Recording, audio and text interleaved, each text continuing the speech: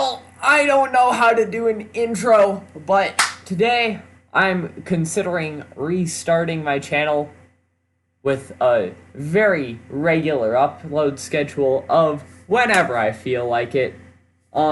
Today we're doing Minecraft, but TNT constantly rains from the sky for like the first whatever amount of time. I'll like explain how to build the contraption that makes this happen. And then for the rest of that, I'll try to survive while TNT rains from the sky. Also, don't touch your face. For the same reason that my school's closed. As you can see, I've already tried this twice, but I'll be doing it again.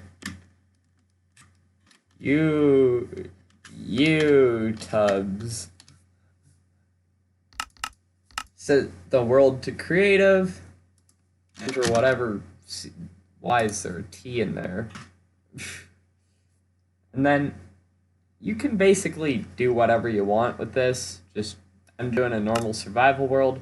You might wonder, well, why did you put it to creative? That's not legitimate survival. Well, to set this up, you need creative mode. Then you switch yourself to survival mode with cheats. Of course, this challenge is for people who have basically already experienced most of Minecraft, and at that point, cheating is like fine. Because if you cheat, you're not cheating the game, you're cheating yourself. You cheated not only the game, but yourself. You didn't grow, you didn't improve, you risked nothing and gained nothing. Aw, man, that was weird. But creating the new world, waiting for it to load. Now, this thing should work for any version 1.13 or over. It won't work for older versions because of the mega overhaul, and it also won't work for Bedrock because of the mega overhaul for Java Edition commands. But anyway, I'm just gonna teleport myself up to the sky, and then I'm gonna use set block. You could build up a bridge, but that's way slower. Bedrock. Whoa, there's bedrock. I'm gonna build this out a bit just to provide myself some space to work with. I'll trim it down later.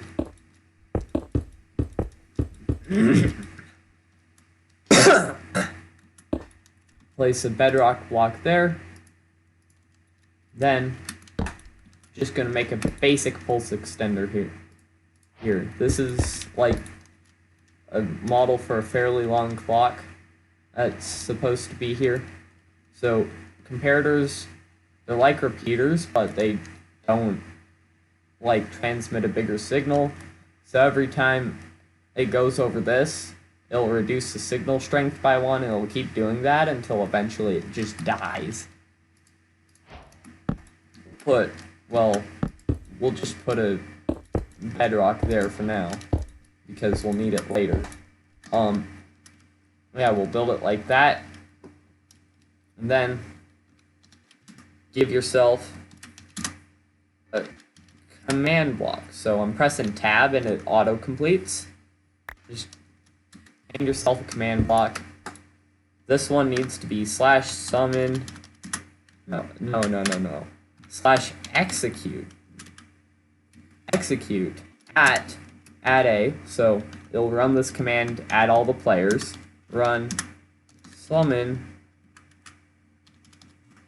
bat. I'm using bats. Technically, you could use any other entity. I use bats for this sort of thing. I'm not sure why. Bats are basically useless and they don't have any drops. I guess that's why. Yeah, put it at the player's position. And then this is important. We are doing a data tag, and this data tag will allow the bat to exist. Now, this is weird part. So in computer programming, you put strings, which are just bunches of letters, inside quotation marks. But for some reason, that doesn't work with this. Instead, you have to make the quotation marks generate quotation marks. And then you'd wonder, well, how does the computer distinguish between quotation marks that are supposed to be part of the string and quotation marks that define the string? Well, it uses backslash. This backslash starts something called an escape sequence, and then that just makes it actually put this quotation mark in the string. Not sure why we have to generate a string with a string, it just has to happen. So, quotation mark, backslash, quotation mark, then what your name is, and backslash, quotation mark, quotation mark. For this, I'll do boom, all lowercase. What this is called will be important later. If you don't call it boom, you're going to have to call something else the same thing as that. So, for this next block, this one's going to be chain, always active. That means it'll activate on the same frame as the other one, but after it. And the always active is so you don't have to power it with redstone. This one is slash execute at addr. Now, this command also works with multiple players. If there's multiple players, there will be more TNT. So two players will summon twice as much TNT as one player, but two players can deal with it twice as efficiently. So that's that. Then this one will be spread players, which is this wonderful command that's basically the best RNG generator in the game. You have two options for RNG in this game: addr and spread players. Spread players can just spread entities randomly. This one, you want to use that. These squigglies mean just pull the coordinates from the thing executing the command, which is a random player. And then, next here is spread distance. Spread distance, well, 0, to make it can actually land on your head. And then max range, 100, just because we can make it go 100 blocks out. That's the furthest away from the player it will ever go. And then false. And then this is the important part, at E, type equals bat, or whatever entity you use for that. And then comma, name equals whatever you named it, in my case, boom. You don't need quotes for that one for some reason. And then, I'm going to extend this terrain out a bit. Another chain always active. This one, slash execute at addy type equals at name equals boom. So that's a minus sign. This is just at all the bats that got summoned by the players and moved to random locations.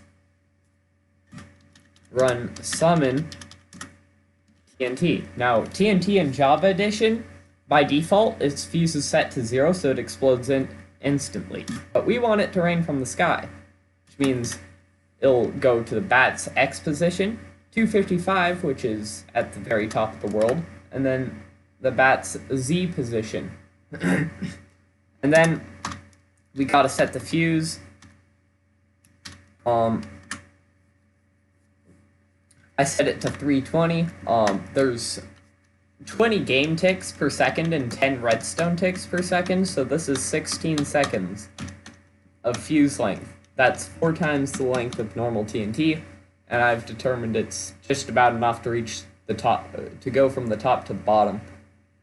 So that's in place. Then we just got a slash kill addy name equals boom. Also, it doesn't matter whether you do name or type first, just that you have them both. That is also chain always active. Then, now that this is essentially all set up, just put a bunch of bedrock on top.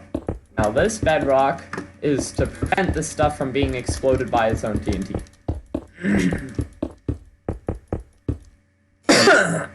Sorry, cough. I don't have the coronavirus. But since this place is going to be a redstone torch, TNT will just continue falling, so we don't need to block that up. Height limit for building, we've reached that. Now, I just pull up this /set. Oh man, I gotta figure this out again. I have opened up my F3 screen by pressing the function 3 button. One of those weird buttons nobody ever uses except for in Minecraft where people use them all the time. And on the part that says chunk, no, not that, just below that, it says facing east. Well, I cut the video, probably, just because I had to figure something out real quick. But, here you type /set block, insert all these autofill coordinates, so you should be standing on a bedrock block. This will replace the block just below you, those autofill coordinates. Redstone wall torch, because why not? And then we gotta put brackets, and facing should be east. And then I'm gonna put an extra letter on here to invalidate it and get an error. That is because I don't want to activate it just yet. I want to play the game. So I'll set the time to 1000 just to give myself a chance. Set my game mode to survival. Turn off my F3 screen, and TNT starts raining with this command now. If you don't want the stupid stuff in the chat, like, I don't want it in the chat right now, /game rule, command block output false.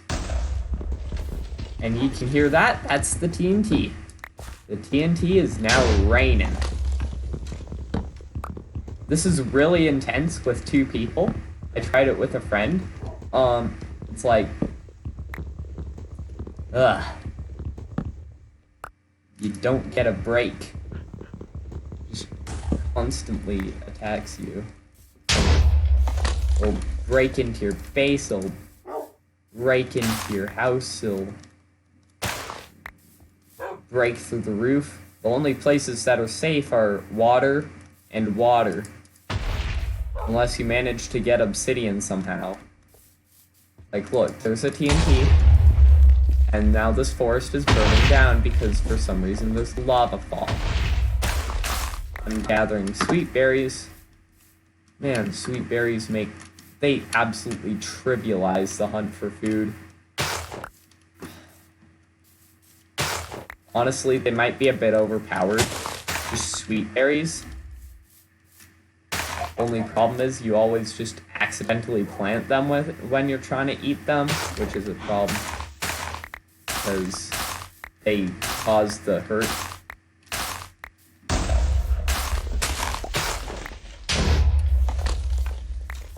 And now we are wandering through the TNT crater because the TNT has a habit of digging up the trees for us. And we don't need to dig up the trees because the trees have already been dug up. So I'll just get to survival. And I'll probably go until I have like a bit of iron or something. And I highly encourage you to try this out for yourself. That's why I included the tutorial. And I also highly encourage living in a hill, because living in a hill makes your life a lot easier because you already have a mega roof that will protect your base from like at least 5 TNT explosions or whatever. Just any hill at all is better than no hill, because no hill, 1 block roof, your base is going to get blown to smithereens. Massive hill, you dig in a good distance, you're going to be fine for a while. Now I'm just collecting stone here. I'm not actually going to build my base here.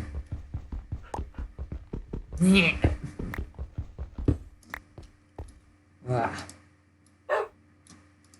Furnace. Always grab 11 blocks of stone. Because it gives me the capability to get both a pickaxe and a furnace. And also, if you see a bat die right next to you, run. Like, hear it though as well, and see the particles come off of it, because that looks like it starts dying right before.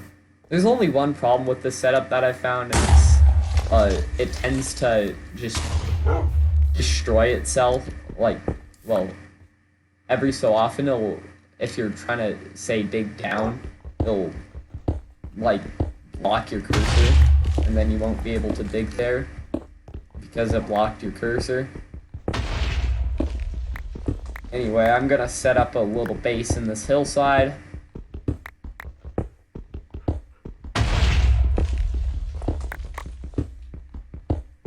Diggy diggy. No. Not sure if I like YouTube entirely. I might switch to, like, doing Twitch streaming if I can figure out how to get more than one person watching my streams, unless people just random. Oh crap! I forgot. Oh no, the bat's death. 16 seconds after you hear that. Another thing is, if you see the TNT fall, you still got a while before it explodes.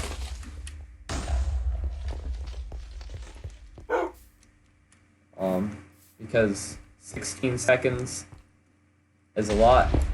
I'm just gonna live here for now.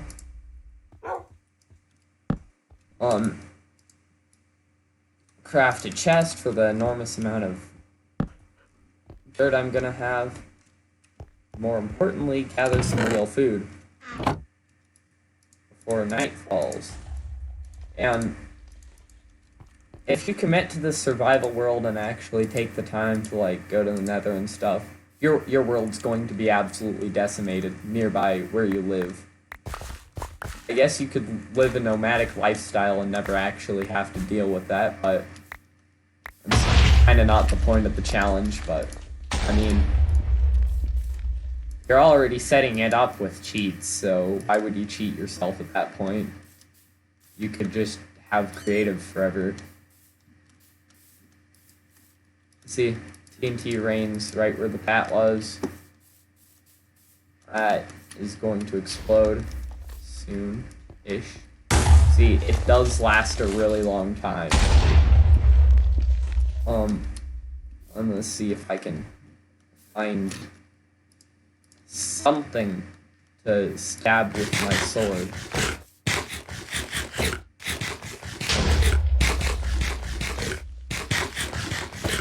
Now, I did some testing earlier, and if you were to do this in Bedrock Edition, it'd be a lot more difficult because you can't actually set the TNT fuse because TNT sucks. Well, not because TNT sucks, TNT's awesome. Bedrock Edition commands suck. First, they're like pre-1.13 commands, so you'd have to learn those. On your own time. I'm not going to go over them in this video. Then you'd have to figure out a way to make the TNT spawn on the surface. Namely, just not spawn it way in the sky. Wouldn't be that hard, but you'd lose the effect of it raining from the sky. It'd always just spawn where the bat is. I suppose that'd make the nether more dangerous, because in this thing, the nether, well, the TNT kind of just hits the bedrock ceiling, which I suppose would be a problem if you're trying to build a farm up there, but other than that, it's not that big of a deal. I've considered how to approach this problem before, and then I just gave up and decided not to do anything about it.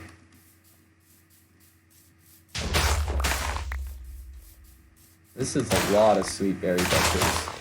Get these before they're all destroyed and despawned by the TNT. Yeah. Stop spawning bats so close to me. Anyway, another very precious commodity here is wood. If you, I should turn that thing's volume down. If you don't gather wood before the TNT starts destroying the entire forest, you're not gonna be able to gather enough saplings to make an underground tree farm. So, you need to make sure you can sustain yourself with wood. I suppose in the 1.16 update, I wonder if they'll extend the nether ceiling. If they do, then this would be a bit better because it would maybe lower the TNT drop height a little bit. But the problem with lowering the TNT drop height so it fits into the nether is then you could just build a base way in the sky and the TNT would never hit it because it spawns below there. So, I had to make it, like, actually make an attempt to destroy bases. I mean, water's another factor. You know, originally, I thought of this idea because I saw someone did a Terraria Let's Play of Terraria, but lava rains from the sky. I'm like, that's pretty cool, I'm gonna make that in Minecraft. However, the lava raining from the sky did not work very well because, well, in Minecraft, the lava source stays where it is, and there's tons of updates, and even with my semi-good gaming laptop, I'm with, like, twice as much RAM than it initially came with. I was lagging significantly, so I had to opt for this TNT raining thing instead. Doesn't work in Bedrock Edition though, which still kind of sucks. I have torches. Should leave like 3 coal. I don't know. Torch up everything. Hope the torches don't get destroyed by the TNT. That's the other thing. If you try and torch up areas, eventually those torches might get destroyed, which allows monsters to reclaim their lost spawning space. Which, honestly, there should be some sort of torch burnout or something. Maybe it doesn't happen for a while, but eventually you just have to go back and maintain your torches, or else monsters can spawn there again. I mean, it could even be you just break the torch and place it again to relight it, but just anything to let the monsters spawn there again would be cool.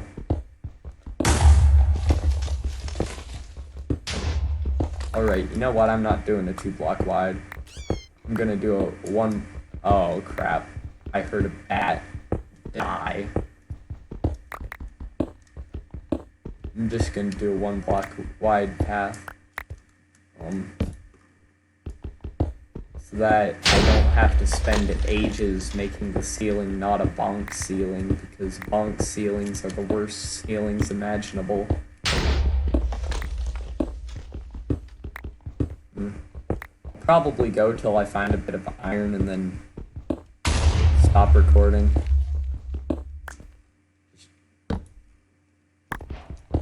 Life underground is actually fairly peaceful, apart from the constant TNT noises going off that you can still hear that constantly terrify you.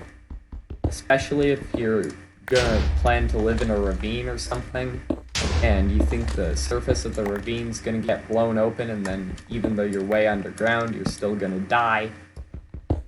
It's crazy. Eventually, if you play in a world for long enough, the entire world will get destroyed except for the parts underwater.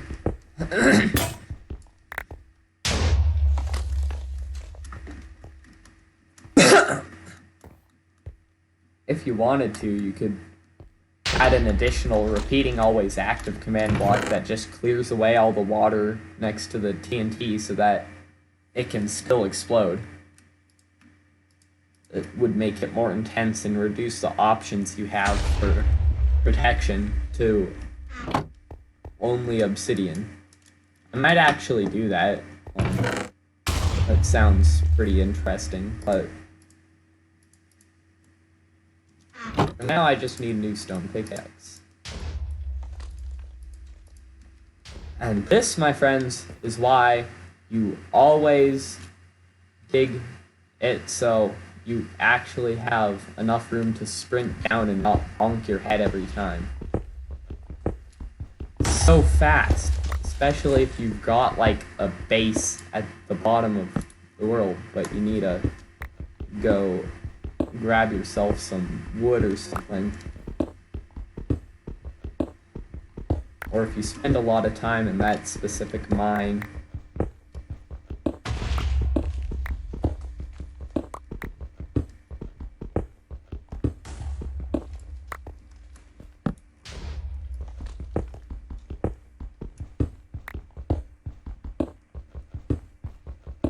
Now, of course, as I've said before, this video is designed for people who have at least a basic understanding of commands and the mechanics of Minecraft, like TNT's fuse time is 4 seconds or whatever.